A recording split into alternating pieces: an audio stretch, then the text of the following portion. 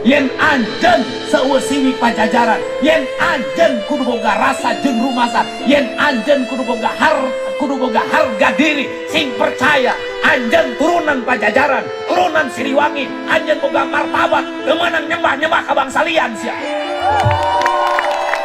Sia jadi runtah di lemur sorangan. Sia jadi runtah di lemur sorangan. Sia jadi runtah di lemur sorangan.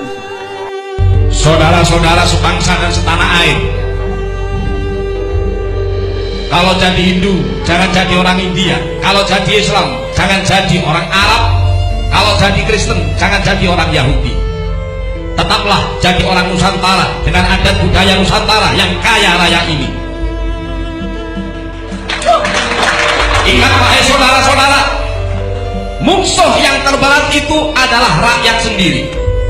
Rakyat yang mabuk akan budaya luar, yang kecanduan agama, yang rela membunuh bangsa sendiri demi menegakkan budaya asing. Jangan mau diperbudak oleh semua itu. Tetaplah bersatu padu membangun negeri ini tanpa pertumpahan darah. Orang-orang itu kan tolol. Ya sudah, mau diapain? Kita seorang tolol itu kan ya bicaranya nggak bisa seperti anak-anak. Makanya saya bolak-balik bilang kepada pemerintah, tangkap itu Habib Rizik, selesai. Bolak-balik ya dia lagi ya. Ya kan gini loh, syirik mensirikan, sesat mensesatkan menjadi hal yang biasa sekarang kan. Setingkat Pak Quraisy aja disebut sesat, setingkat Pak Mahfud MD saja disebut sesat. Kemudian setingkat dulu Cak Nur, pemikir besar Hasanah Islam Indonesia, itu juga disebut kafir kan, gitu loh. Saya Gus Dur sama kan, sesat. Ya kebetulan saya ini adalah para pengagum mereka gitu loh. Pengagum Cak Nur, pengagum Gus Dur, pengagum Cak Nun, Gus Mus gitu loh. Saya pengagum pikiran-pikiran Pak Quraisy dari sisi tafsir Al-Qur'an. Ya, tentunya saya memahami itu dalam 3 pokok pikiran. Keislaman, kemodernan, dan keindonesiaan. Nah, bicara keindonesiaan, saya ke Sunda. Nah, ketika ke Sundaan, pasti kan masuk dalam ruang lingkup kebudayaan. Soalnya, contohnya Kang Deddy, Gubernur Jawa Barat ya. Kita lihat teman-teman, mereka tuduh Kang Deddy di mimbar-mimbar, mereka teriak, Deddy itu adalah pelaku kesyirikan. Si Deddy itu bikin patung di Purwokerto ya. Purwakarta. Mereka menuduh, saya tidak pernah melihat Pak Deddy membuat patung terus suruh masyarakat sembah itu patung. Saya nggak pernah lihat itu. Cuma yang jadi masalah, Mbak Alawi bikin kuburan nenek moyangnya untuk didatangkan Muhyiddin untuk saya. Tuduh Pak Deddy memang bikin syirik. Mereka sendiri bikin syirik, gitu loh. Bukan hanya sampai di situ. Orang Indonesia pun didatangkan dari Indonesia untuk sembah mereka punya leluhur yang ada di Tarim. Kamu menyuruh Pak Deddy bikin syirik. Pak Deddy hanya membuat saja di kota itu untuk sebagai simbol. Kalau mereka bikin untuk suruh sembah, gitu loh. Kalau Pak Deddy bikin itu patung terus disuruh masyarakat Purwakarta untuk sembah, itu baru salah, gitu loh. Itu yang nggak masuk akal dari saya. Makanya mudah-mudahan Pak Gubernur di Purwakarta, Jawa Barat, Pak Kang Deddy, tutup jalan mereka, jangan masuk di Jawa Barat, gitu loh. Suatu ketika saya ada acara di Purwakarta, saudara. Kemudian di Purwakarta ketika itu ada seorang bupati yang hobinya bikin patung. Sehingga Purwakarta yang tadinya jadi kota santri, jadi kota patung. Jadi kota berhala, saudara. Nah, ketika saya punya acara di sana, acara tersebut diancam. Ada ratusan preman dikumpulkan untuk menyaplek akbar yang kami gelar. Saudara, saya ketika itu sedang sakit. Saudara, ragu. Datang atau jangan, bukan karena ancaman, karena kita sedang sakit. Tapi Abitan dari tempat ini langsung meluncur ke Megamendung, ke gunung, ke pesantren saya, saudara. Sampai di sana Abitan menyampaikan, Habib, walaupun Habib lagi sakit, kalau perlu saya gotong. Kita gotong rame-rame, nggak boleh nggak datang, harus datang. Karena kalau nggak datang, kata ini preman-preman akan merasa menang. Bahwa saya datang ke sini adalah desakan daripada para alim ulama se-Purwakarta. Dan kami didampingi oleh DPD Front Pembela Islam Jawa Barat dan ulama-ulama se-Jawa Barat yang resah. Ternyata begitu kita sampaikan bukti-bukti penodaan Deddy Mulyadi, ternyata mereka resah. Jadi bukan hanya ulama Purwakarta yang resah, ulama se-Jawa Barat mulai resah. Jangan harap Purwakarta bisa menjadi kota santri selama masih banyak kemusyrikan di kota Purwakarta, saudara-saudara. Jangan harap. Jangan harap potong lidah saya. Mungkin kalau Ustadz saya jawaban nggak berani untuk nyebut nama. Kalau saya sebut Deddy Mulyadi, saudara-saudara.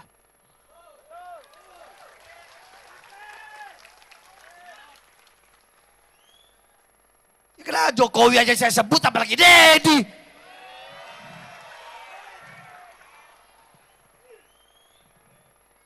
Betul? Betul? Betul? Saya nggak ada urusan, saya nggak ada urusan.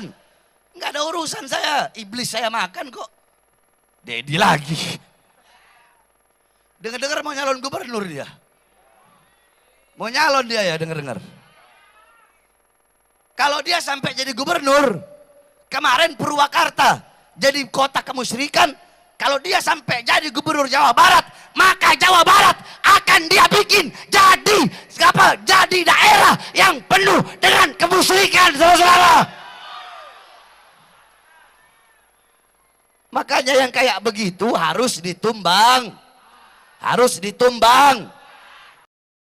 Jikalau ada 4, anggaplah 4-empatnya ini bangsat. Tapi ada yang paling bangsat nih, sumpama si Deddy. Karena apa? Dia musyrik dan menebar kemusyrikannya. Mending kalau musyrik sama dirinya sendiri. Berarti jangan dipilih. Ada 4 nih calon gubernur. Ya. 1, 2, 3, 4.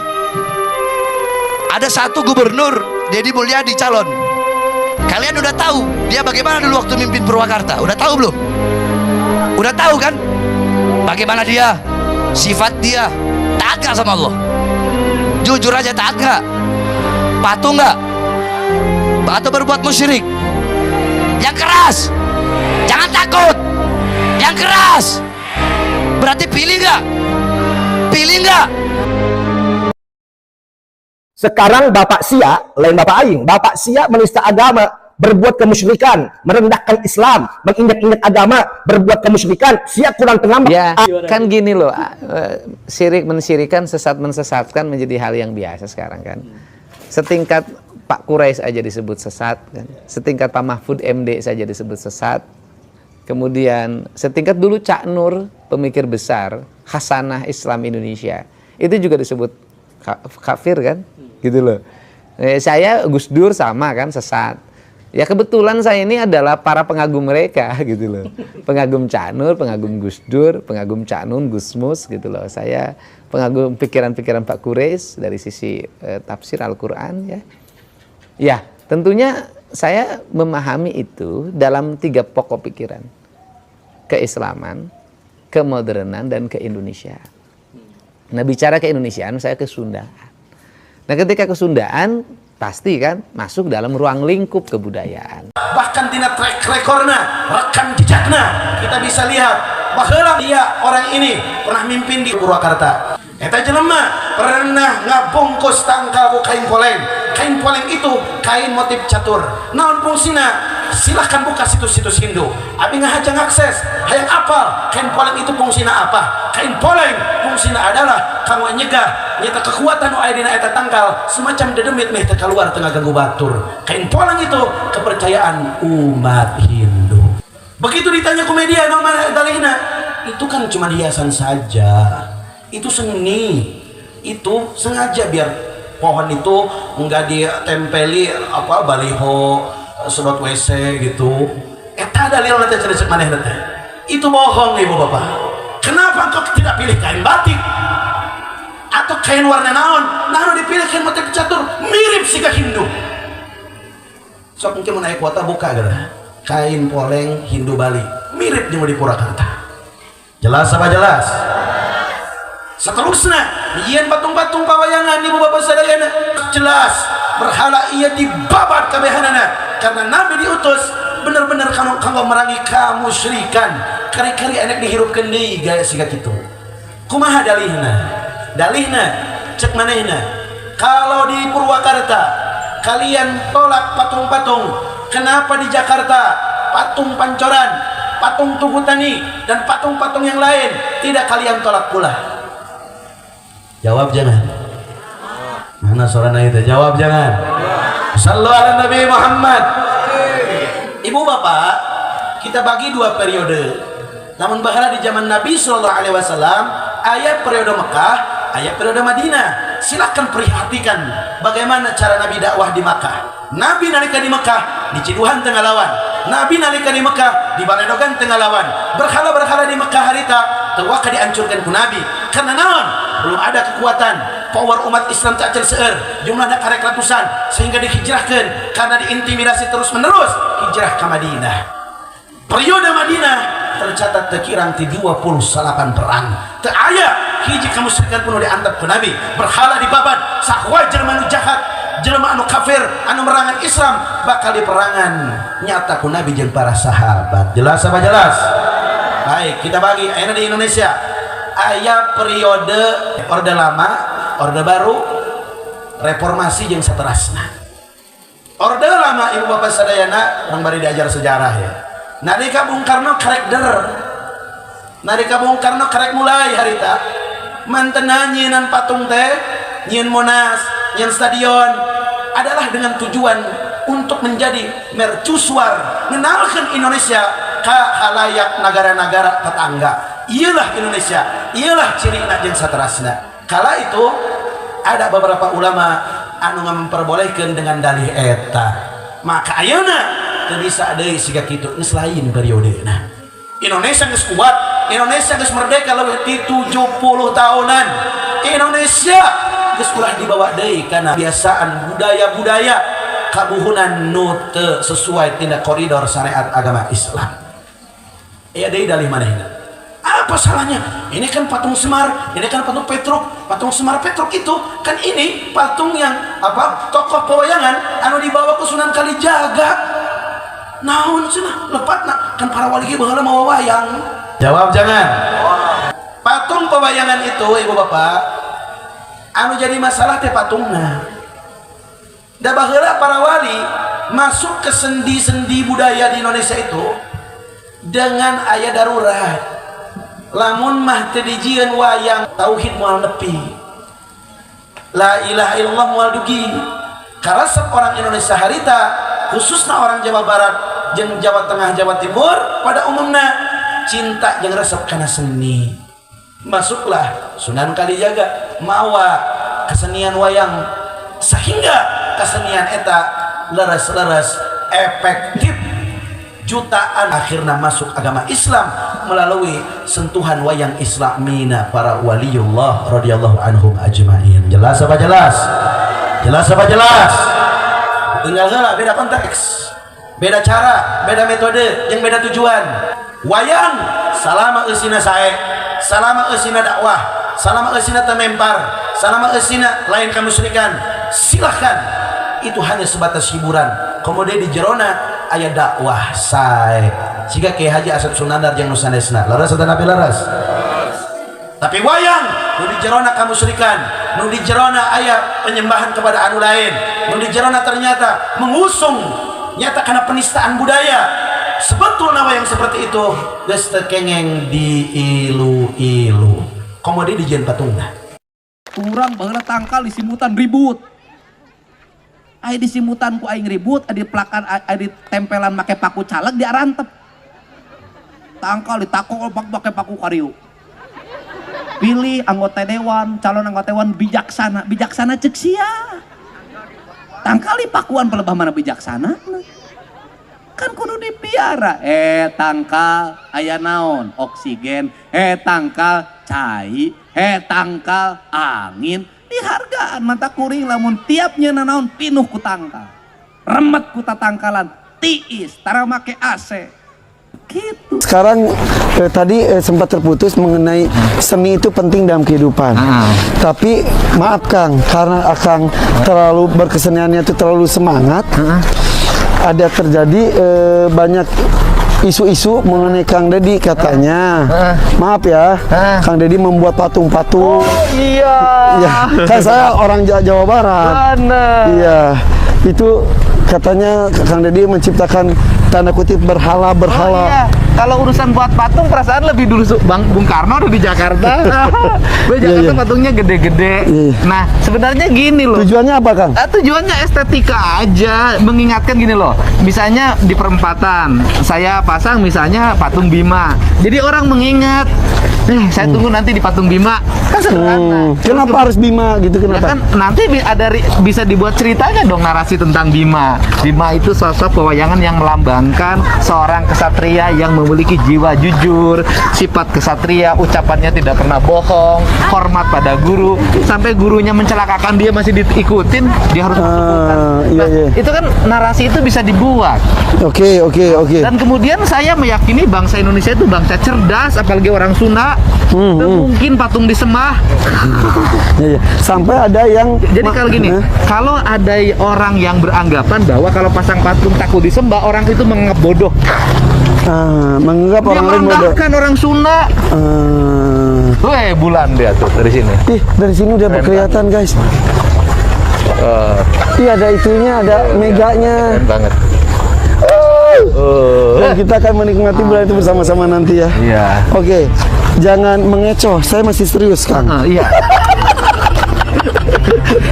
Enggak. Saya mah seperti netizen. Ya, oh, Kang Deddy mah mengecoh lagi serius iya, kata gitu. serius, sok. Oke, sampai ada yang menyangsikan, maaf sekali, tentang keislaman Kang Deddy. Ya, bagi saya sih nggak apa-apa. Persoalan keislaman kan tidak mesti harus meyakinkan pada orang lain. Persoalan keislaman itu kan persoalan kita dengan Allah. Ngapain kita harus mau diyakini keislaman kita pada orang lain kalau Allah sama kita meragukan? Nah, menghadapi orang-orang seperti itu gimana? Gigi, hati-hati jatuh. Cuekin aja. Mereka itu juga politik kok. Maksudnya? Ya politik. Apa yang dia lakukan politik. Jadi Kepentingan politik juga. maksudnya kita bahas agak serius nih, nggak apa-apa lah. Ya serius. Jadi karena isu itu tuh tiba-tiba mencuat ketika politik sedang panas. Iya, buktinya setelah selesai pilgub nggak ada lagi tuh yang ngomongin itu. Hari ini nggak ada ngomong Deddy Mulyadi musyrik kafir lagi, nggak ada. Iya. Ya, kan Berarti politik bisa aja. dianggap ada yang menggoreng. Ya iyalah. Kita kan tahu tukang gorengan itu siapa. Apalagi kalau pakai plastik berangmu. Iya. Jadi cuek aja di menghadapi itu. Cuek aja. Apa? Dari video tersebut jelaslah alasan Kang Deddy Mulyadi membuat patung adalah sekedar seni dan estetika belaka. Patung yang beliau bangun bukan dijadikan sebagai berhala. Patung yang dibuat tidak digunakan sebagai sesembahan selain Allah. Beliau meyakini orang sekarang, terutama orang Sunda, sudah cerdas. Tidak mungkin menjadikan patung yang beliau bangun sebagai sesembahan atau berhala. Bahkan 9 tahun yang lalu Kang Deddy Mulyadi sudah dijuluki Raja Syirik oleh Ormas Front Pembela Islam yang notabene adalah ormas yang Habib Bahar bernaung di dalamnya sebelum dibubarkan. Menariknya Plerit yang menjadi lokasi pengajian Habib Bahar di awal video adalah lokasi pengrajin celengan yang berbentuk patung. Mari kita simak video wawancara Kang Deddy Mulyadi dengan viva.co.id sebagai berikut. Terus tunjukin di 1000 patung tuh di mana? KPK bilang seperti itu. Lo enggak, mereka salah pemahaman. Di Purwakarta itu patung tuh bukan barang baru. Purwakarta itu punya industri keramik pleret, ya kan? Membikin celengan dari tanah liat, celengan semar, terkenalah celengan Paleret. Jadi itu asli Purwakarta. Celengan Paleret, dibikin patung celengan yang besar-besar, yang harimau, yang itu, yang ini. Nah, ada khas Paleret namanya menong. Nah, menong itu adalah identitas Paleret dan menjadi khas Purwakarta hari ini. Saya menjadikan menong hari ini menjadi asalnya mukanya perempuan, menong itu, ya kan? Diganti oleh saya mukanya jadi wayang 2 muka. Kalau ada Dorna, di baliknya ada Semar. Kalau ada Yudhistira, di baliknya ada Duryodhana. Kalau ada Sangkuni, di baliknya ada Bisma. Jadi manusia itu 2 muka. Saya pasang di gerbang masuk ke arah Purwakarta lewat Jatiluhur. Itu khas yang bikinnya orang Pleret. Itu identitas kita. Terus pertanyaan saya, yang problem apa?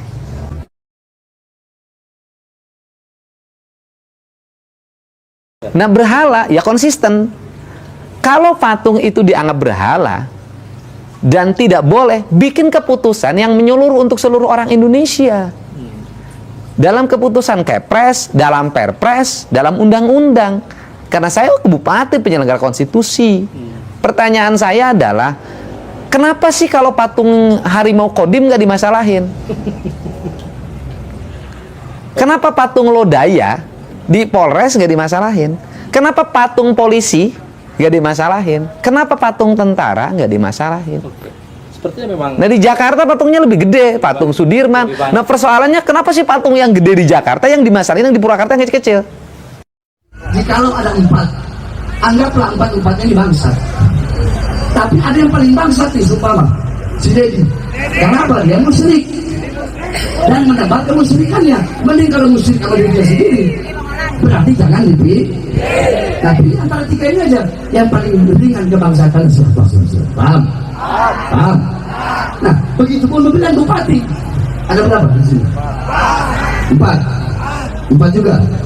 Nah, lihat dari 4 tadi nih, yang meneruskan perjuangan Dedi untuk membawa kemusyrikan, menyebarkan kemusyrikan, atau tetap mempertahankan kemusyrikan di Purwakarta, yang mana?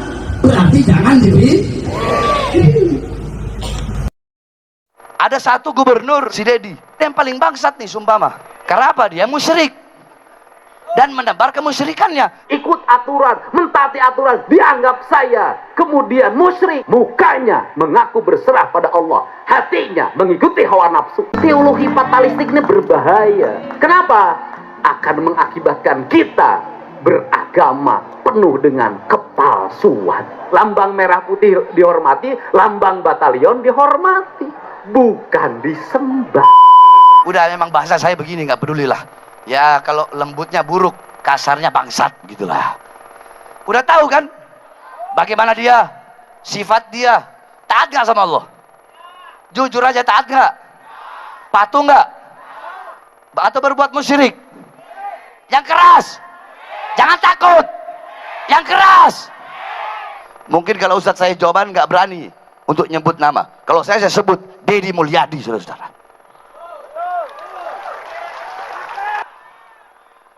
Makanya yang kayak begitu harus ditumbang. Harus ditumbang. Bodoh amat, terserah. Kalian mau bilang, saya pakai terserah. Kenapa? Saya tidak rela. Saya bukan orang Jawa Barat, saudara-saudara. Saya orang Sulawesi, tapi saya tinggal di Jawa Barat. Yang datang ke Jawa Barat harus menyesuaikan dengan budaya Jawa Barat. Siapapun yang datang ke sini, Anda boleh tinggal di sini bersama kami. Tapi jangan coba-coba Anda ingin merebut kehormatan dan wibawa. Ya betul Pak, betul. Bila perlu si Bahar usir aja tuh dari Jawa Barat. Gak ada gunanya juga. Ancaman terbesar bagi bangsa Indonesia ke depan adalah penyimpangan ideologi yang akan merusak dan menghancurkan bangsa. Tidak disadari. Nah, ini ideologi harus mulai, kita harus kembali pada ideologi Pancasila. Pada ideologi Pancasila, orang tidak boleh menghukumi orang kalau tidak ada dasar hukumnya. Nggak boleh lagi orang, mana kafir, nggak bisa, Anda nggak punya dasar hukumnya. Mana musyrik, nggak bisa, Anda nggak punya dasar hukumnya. Anda nggak boleh bangun ini, nggak ada dasar hukumnya. Untuk itu ke depan, aparat harus bertindak tegas. Apa? Banyak anak buah yang nggak ada urusan. Dedi Mulyadi sebagai Gubernur Jawa Barat, maka Bahar bin Smith dan teman-teman selesai hidupnya di daerah Jawa Barat. Maka nggak ada urusan. Bahar bin Smith nggak ada urusan. Saya udah nggak ada urusan, saya nggak peduli. Saya mau masuk penjara kayak udah nggak ada urusan. Masuk penjara, masukin saya penjara. Pulang dari sini penjarakan saya. Saya nggak ada urusan, saudara-saudara. Mau masuk penjara, ya saya 13 kali masuk penjara.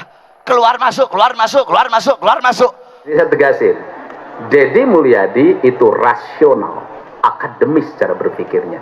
Saya, kalau jujur-jujuran, selama pemilihan kepala daerah, tak ada satu kuburan pun yang saya datangi. Tak ada satu guru spiritual pun yang saya datangi. Yang saya ikuti adalah keinginan hati seluruh rakyat Jawa Barat. Dan saya hanya ziarah menjelang pencoblosan. Itu ziarah pada ibu dan bapak saya. Karena bagi saya itulah yang paling keramat dalam hidup, bukan yang lain. Nah, karena itu yang dibangun bangsa yang maju adalah bangsa yang rasional, bangsa yang akademis, bangsa yang fatalistik, tidak ada pernah kemajuan. Untuk itu saya mengajarkan pada semua, mari kita berpikir rasional. Apa yang menjadi kelemahan orang Jawa Barat? Percaya pada perdukunan, percaya pada ramalan. Siapapun orangnya, mengaku kelompok manapun, sama yang meramal itu adalah perdukunan, ramalan, bertentangan dengan prinsip-prinsip pikiran. Kalau hanya dijadikan rujukan, ya silahkan saja. Tapi kalau itu dijadikan pegangan, bahaya bagi Anda. Banyak yang mau pemilihan kepala daerah masih pede sehari menjelangnya, tidak percaya pada hasil riset, tidak percaya pada analis penelitian. Nah, ini nggak boleh. Kenapa? Bangsa yang percaya pada hal-hal yang bersifat klinik itu tidak akan pernah mencapai kemajuan. Dan ciri orang yang percaya pada klinik adalah gampang, kotor lingkungannya, berantakan penataan rumahnya, berantakan arsitekturnya, ruang lingkupnya gelap. Jadi kalau nyebut saya klinik, Pak Deddy Mulyadi itu paling apik, paling bersih, paling tertata. Sejak dulu jadi bupati pertama di Purwakarta punya panji, namanya Ki Jagarasa Nyimas Malati Ki Jaka Sunda, dalam bentuk kereta kencana. Itu panji. Dan saya menghormati itu. Tapi karena saya adalah orang budaya, tata caranya bukan tata cara penghormatan militer, maka penghormatannya menjadi ini. Maka orang tentara ketemu tentara, maka hormatnya begini. Tapi orang Sunda ketemu orang Sunda, hormatnya begini. Orang Bali hormatnya begini. Ini rasa hormat. Rasa hormat, ini bentuk hormat, bentuk penghormatan, hormat. Makanya kalimatnya sembah sungkem, artinya dia memberikan penghormatan. Penghormatan, sembahyang itu adalah penghormatan. Nah, yang dihormat, boleh nggak? Ya sama, kereta dihormati, lambang merah putih dihormati, lambang batalion dihormati. Dihormati, cara menghormatinya macam-macam, bukan disembah. Yang disembah itu bagaimana? Fatalistik, menyerahkan diri pada kereta. Amal usaha mentawe ka kareta, itu namanya menyembah. Aing mah mal usaha kareta ieu teh mawa manuat, mawa berkat, mawa kahadean, mawa rezeki. Aing mah mal usaha reka kareta we ungapoe. Nah, itu yang mempertuhan kereta. Jadi hari ini banyak teologi fatalistik.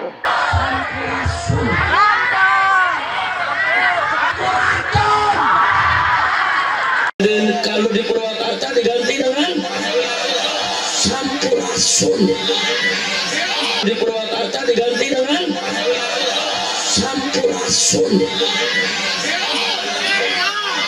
Campurasun.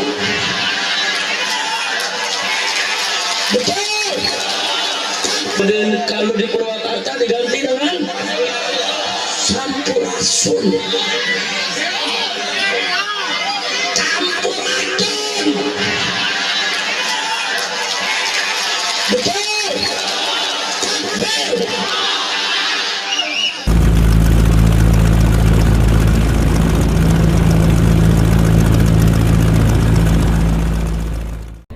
Sampaikan kepada Bupati Purwakarta Deddy Mulyadi, kalau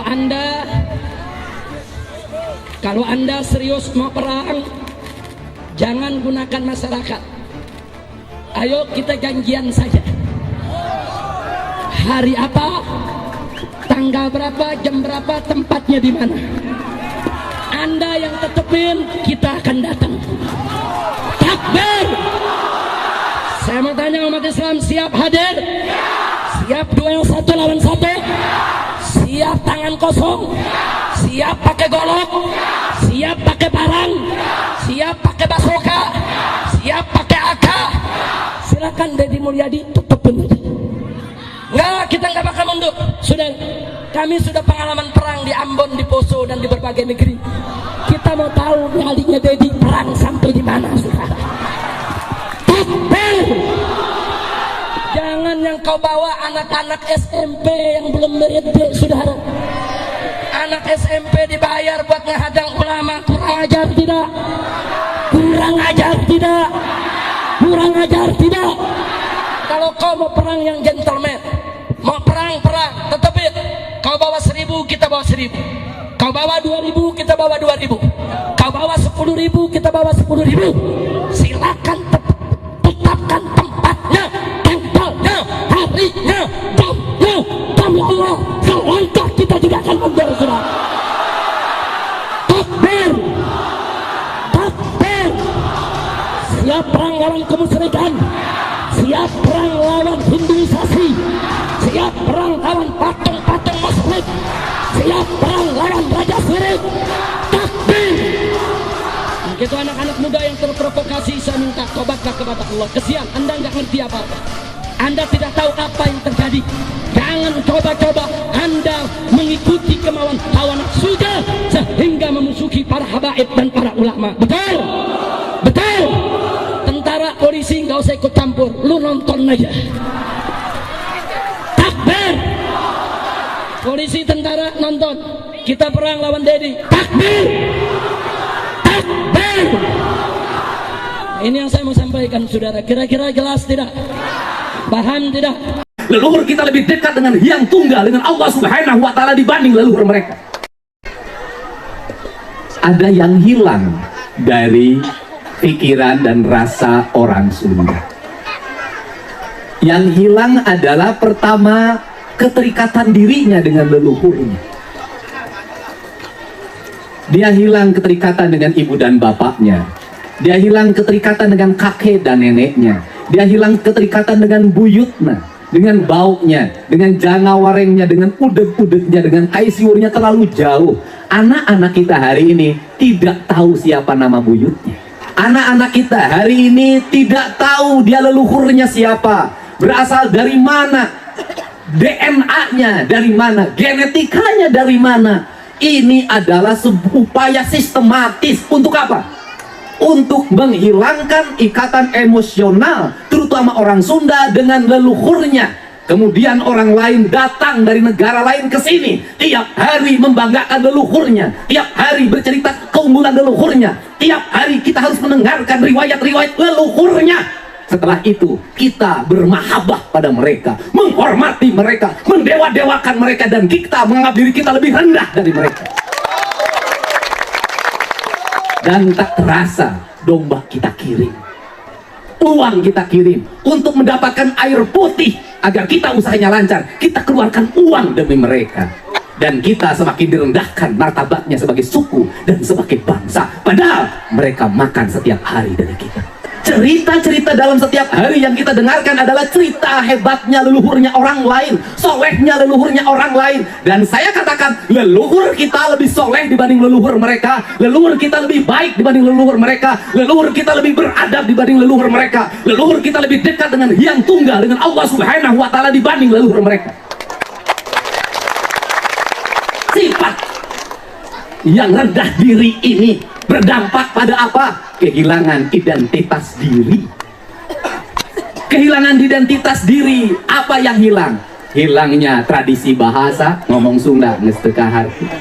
Hilangnya tradisi makanan, seolah-olah kalau makan pakai jari tangan tanpa pakai sendok itu tidak beradab. Saya katakan, makan yang paling beradab itu tanpa sendok. Makan yang paling beradab itu tanpa kursi. Makan yang paling beradab itu pakai daun, bukan pakai kertas nasi, bukan pakai kertas plastik. Karena daun bersumber dari tanah kita, dari kebun jauh kita, dimakan oleh kita akan kembali ke tanah. Kertas nasi, kertas plastik yang kau makan berasal dari pabrik, ketika balik dia tidak balik, harus diangkut pakai truk sampah, dibawa ke TPA, menimbulkan polusi, biaya negara yang mahal. Hati-hati aja Jawa Barat jadi kabupaten atau provinsi berhala, hati-hati. Pertanyaan saya adalah, kenapa sih kalau patung harimau Kodim nggak dimasalahin? Kenapa patung Lodaya di Polres nggak dimasalahin?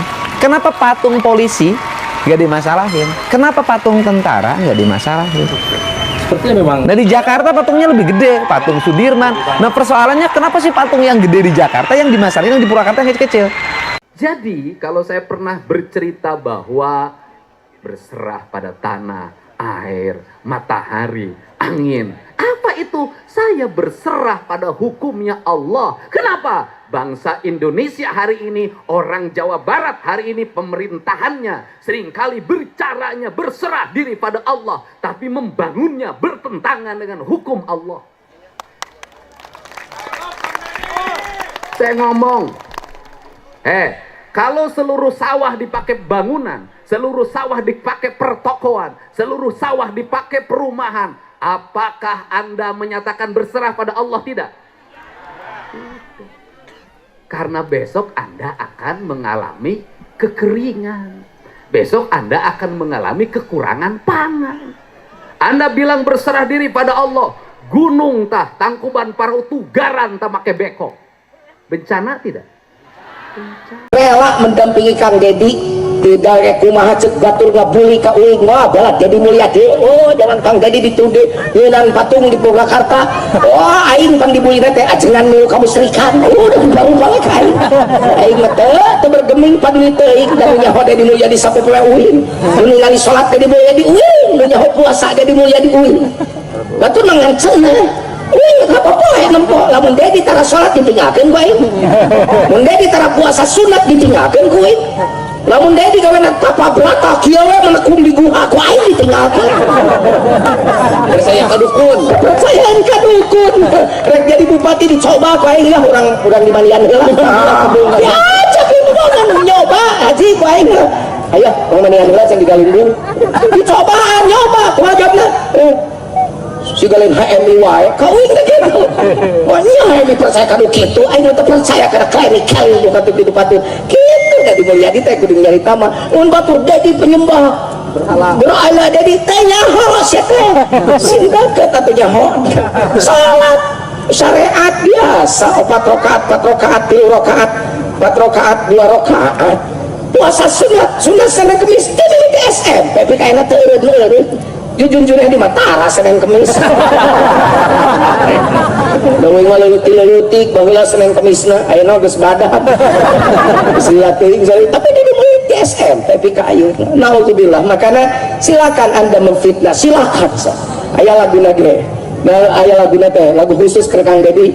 Anu banyak orang berpikir apapun, namun tiba-tiba mata orang mulai terbuka. Oh, cinta. Kemanen cinta. Ya laguna ge. Keun bergeming usum mustaqim istiqomah lempang keun bae jawab bae ku kanyataan. Boro-boro Dedi Mulyadi Jujun Junaidi Nabi Muhammad jadi cibuhan bener. Boro-boro Dedi Mulyadi Jujun Junaidi Nabi Muhammad wae jamu sampurna digogoreng. Komo atuh beli dia mah petot goreng patu cidahu. Komo atuh Dedi Mulyadi. Soalnya contohnya Kang Dedi, Gubernur Jawa Barat ya. Kita lihat teman-teman, mereka tuduh Kang Dedi di mimbar-mimbar mereka teriak Dedi itu adalah pelaku kesyirikan. Si Dedi itu bikin patung di Purwakarta ya, Purwakarta. Mereka menuduh. Saya tidak pernah melihat Pak Dedi membuat patung terus suruh masyarakat sembah itu patung. Saya nggak pernah lihat itu. Cuma yang jadi masalah, Mbak Alawi bikin kuburan nenek moyangnya untuk didatangkan Muhyiddin untuk saya. Tuduh Pak Dedi bilang bikin syirik. Mereka sendiri bikin syirik, gitu loh. Bukan hanya sampai di situ. Orang Indonesia pun didatangkan dari Indonesia untuk sembah, mereka punya leluhur yang ada di Tarim. Kamu menyuruh Pak Dedi bikin syirik. Pak Dedi hanya membuat saja di kota itu untuk sebagai simbol. Kalau mereka bikin untuk suruh sembah, gitu loh. Kalau Pak Dedi bikin itu patung terus disuruh masyarakat Purwakarta untuk sembah, itu baru salah, gitu loh. Itu yang nggak masuk akal dari saya. Makanya mudah-mudahan Pak Gubernur di Purwakarta, Jawa Barat, Pak Kang Dedi, tutup jalan mereka, jangan masuk di Jawa Barat, gitu loh. Dia minta maaf, katanya dulu suka salah sangka sama saya, nggak apa-apa. Oh, sesawian. Awan mana kumaha? Nate. Kapungkur maning seriosanan. Musyrik, kafir. Kapungkur. Dia minta maaf, katanya dulu suka salah sangka sama saya, nggak apa-apa. Ya.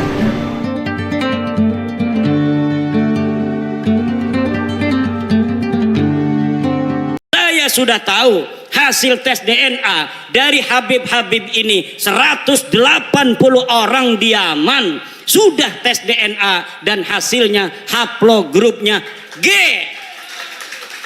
Sedangkan keturunan Nabi Muhammad semuanya di Arab Saudi, di Yordan, di Maroko haplogrupnya J1.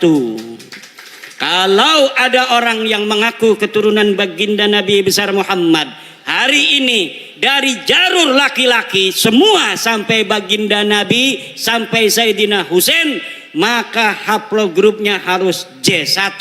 Sedangkan keluarga Habib Rizik, keluarga Habib Bahar, keluarga Habib Taufik Segaf, keluarga Habib Lutfi bin Yahya, semuanya sudah tes DNA dan bukan keturunan baginda Nabi besar Muhammad sallallahu alaihi wasallam. Rizik Syihab sebelum saya membuat tesis tentang bahwa para Habib itu bukan turunan Nabi, dia ditanya oleh orang tentang Azmat Khan. Dia jawab, saya bukan ahli nasab, tanya saja itu Kerabitah Alawiyah. Sekarang dia ketika nasab Habib ini sudah putus, gagal jadi putune Nabi, dia kemana-mana kampanye, ceramah muter-muter mengatakan bahwa Wali Songo Sunan Gunung Jati anaknya yaitu Sultan Hasanuddin adalah merupakan keturunan dari Ba'lawi sama dengan Habib-Habib. Iki arane pengen ngegawa Wali Songo rungkat kaya dewekanane. Mereka sudah rungkat, mereka tidak jangan sampai ini kan perkara memecah belah, betul ini memecah belah. Alasannya apa? Kita pribumi harus bangkit. Woi goblok, saya juga pribumi. Jadi pesan saya untuk KDM, kebetulan ini ada teman saya namanya Bahar Smith. Nah, itu salah seorang warga Kang Dedi itu, domisilinya di Bogor. Saya mau si Bahar ini, Kang Dedi tolong diperhatikan juga. Saya perhatikan dia anak nakal, kemudian melambai juga, agak kemayu gitu, agak ngondek. Jadi tolong si Bahar ini dibawa ke barak militer gitu. Karena selama ini yang mendidik dia itu salah. Karena didikan selama ini didikan komandonya Rizik. Nah, jadi komandonya Rizik itu ya seperti itu hasil didikannya. Nah, dia udah parah itu, udah pakai lipstick, udah pakai pensil alis, udah pakai make up. Jadi tolong Kang Dedi Mulyadi untuk menertibkan adik-adikan saya ya. Namanya Bahar bin Ali bin Smith. Kita lihat saudara bahwa Sunan Gunung Jati menikah dengan Nyai Rara Santang, putri Prabu Siliwangi, Raja Pajajaran Jawa Barat, saudara. Takbir. Prabu Siliwangi teh turunana Cahaya Tilu, kahiji Walang Sungsang, gelarna Pangeran Cakrabuana. Kaduana Syarifah Mudaim, gelarna Nyimas Lara Santang. Katiluna Raden Kian Santang alias Sunan Rohmat Suci. Nyimas Rara Santang nikah Syarif Abdullah Umaduddin alias Sultan Maulana Campa, nyagaduh putra Syekh Syarif Hidayatullah Sunan Gunung Jati teh. Jadi Sunan Gunung Jati teh putra na Lara Santang. Hubunganna teh inung jeung anak lain salaki jeung pamajikan kade. Jadi Sunan Gunung Jati teh putuna Prabu Siliwangi, lain minantu Prabu Siliwangi. Bermasalah make takbir di segala. Aduh, ampun. Tak terbendung, Cepot turun gunung melawan para Habib di tanah Jawa Barat. Efek Kiai Imaduddin mencerahkan berbagai elemen bangsa Indonesia. Terima kasih Kiai Imad. Untung gue punya jantung 11. Kamu tidak takut kualat sama saya ini seorang cucu Nabi. Kalau kamu macam-macam sama saya, nanti kamu kualat. Mana kualat? Tidak takut. Ini kualat makhluk kayak apa? Dari dulu, dari pertama muncul, kapan saya tidak percaya kalau kamu cucu Nabi. Bahkan saya percaya suatu saat ini akan terbongkar. Dan ternyata benar. Ternyata benar. Nama Habib Rama. Oh, udah bos. Ngajak ribut nih, kurang ajar nih. Harus dimusnahkan. Waduh. Ini yang pakai ikat udah sesat ini, celaka ini. Ngajak. Orang-orang itu kan tolol. Ya sudah, mau diapain? Kita seorang tolol itu kan ya bicaranya nggak bisa seperti anak-anak. Makanya saya bolak-balik bilang kepada pemerintah, tangkap itu Habib Rizik, selesai. Bolak-balik ya dia lagi. Baru-baru ini Habib Rizik di depan jamaahnya mengibarkan genderang perang kepada sebuah ormas milik ulama Nusantara yang dia sebut dengan ormas monyet. Saya mau sampaikan nih kepada monyet yang sudah mendirikan ormas monyet dengan laskar monyet yang didukung oleh sejumlah jenderal-jenderal monyet, saudara. Ada oknum-oknum jenderal-jenderal monyet yang mendukung ormas monyet ini, saudara. Saya mau sampaikan kepada mereka, saudara, kita perang aja. Saya siap untuk kobarkan perang melawan mereka dengan backingnya, saudara. Takbir! Umat Islam semua saya tanya, siap perang lawan gerombolan monyet? Takbir! Takbir! Takbir! Mau ke Polres melaporkan tentang Rizik Syihab. Ini anggota LS dikawal sama Patwal. Ini sebagian perwakilan aja.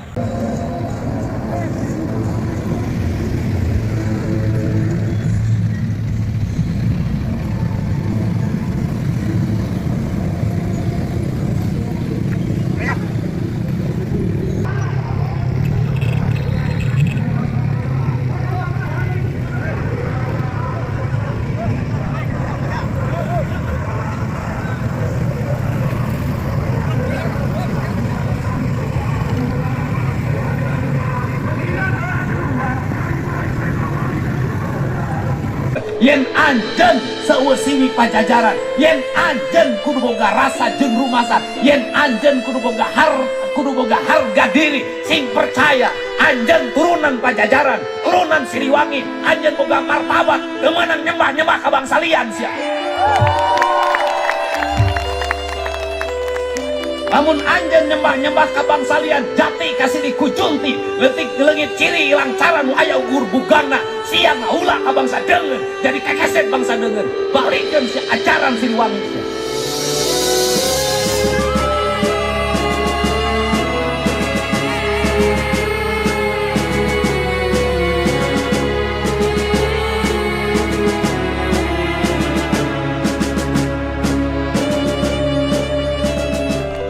Ayeuna ai kakaruhun sia teu apal ngawangun Pajajaran maun Bogor, ai karuhun batur ku sia dihormat-hormat, sia jadi runtah di lembur sorangan, sia jadi runtah di lembur sorangan, sia jadi runtah di lembur sorangan.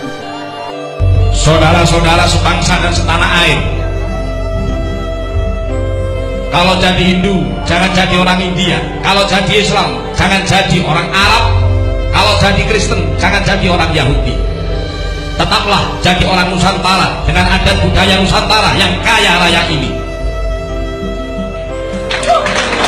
Ingat wahai saudara-saudara, musuh yang terberat itu adalah rakyat sendiri. Rakyat yang mabuk akan budaya luar, yang kecanduan agama, yang rela membunuh bangsa sendiri demi menegakkan budaya asing. Jangan mau diperbudak oleh semua itu. Tetaplah bersatu padu membangun negeri ini tanpa pertumpahan darah. Hai anakku, simpan segala yang kau tahu. Jangan ceritakan berita dan sakitku kepada rakyat. Biarkan aku menjadi korban asal Indonesia tetap bersatu. Ini aku lakukan demi persatuan, kesatuan, dan keutuhan bangsa. Jadikan ceritaku ini sebagai saksi bahwa kekuasaan presiden sekalipun ada batasnya.